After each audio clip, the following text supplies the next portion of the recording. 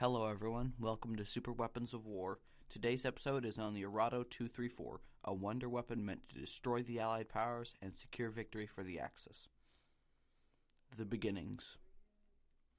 In the late stages of the war, the Axis powers needed an aircraft to deliver striking blows against the Allied advance to buy more time for the war effort.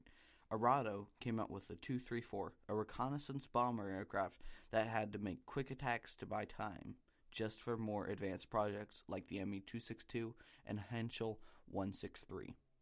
Unfortunately, this aircraft alone was not able to stop the war. The proposition. In 1940, the German Air Ministry, led by Hermann Goering, offered a contract for a high-speed, high-altitude bomber that could destroy the British Isles. The Arado Aircraft Company was the only one to accept this contract, building off their E-370 project. When the original prototypes came out, two were ready in February of 1941, but the JUMO engines meant for this aircraft would not come out until 2 years later in 1943. The first one, the Arado 234 version 1, or V1, took off from Rhein Air Force Base in West Germany on July 30th, 1943.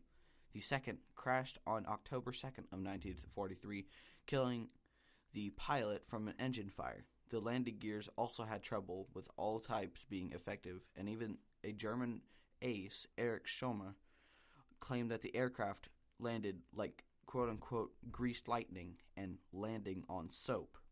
These designs were greatly improved on, but it was only the beginning. The 234. Following the crash of the second prototype, a new line was to be created of 8 more aircraft, 2 of these being new designs for the 4 BMW engines instead of the paired JUMO versions. It made its first appearance to the Allies on August 3rd of 1944 when it was spotted doing a recon mission over France. After these were completed, a portion of the experimental ones came with the B series of the bomber, meant to carry long-term missions and smaller payloads, and also using surface-to-air missiles, which were experimental at the time. Following this came the C version, a version based off the 4-engined Arado 234 V8 experimental aircraft with 4 engines. These designs were mostly for recon missions instead of bombing. There were 2 prototypes, the D and P versions. Both were 2-seater bomber aircraft. The D version meant for a new engine, which never came, and the P version being for night crates, similar to how the British did their attacks.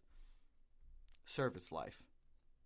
There were only a few missions that the 234 did, notably at Remagen, bombing the Ludendorff Bridge in a last-ditch effort to stop the Allies from crossing the Rhine River.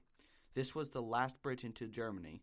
It failed in its mission, however, and alerted the Allies of their presence, as an American P-47 pilot, Edward Lopez, looked down and saw 3 fast jet bombers headed straight for the bridge.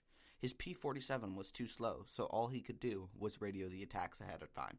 Today, only one survives at the Smithsonian Air National Space Museum at Stephen F. Udvar Hazy Center, named 140312 after its serial number.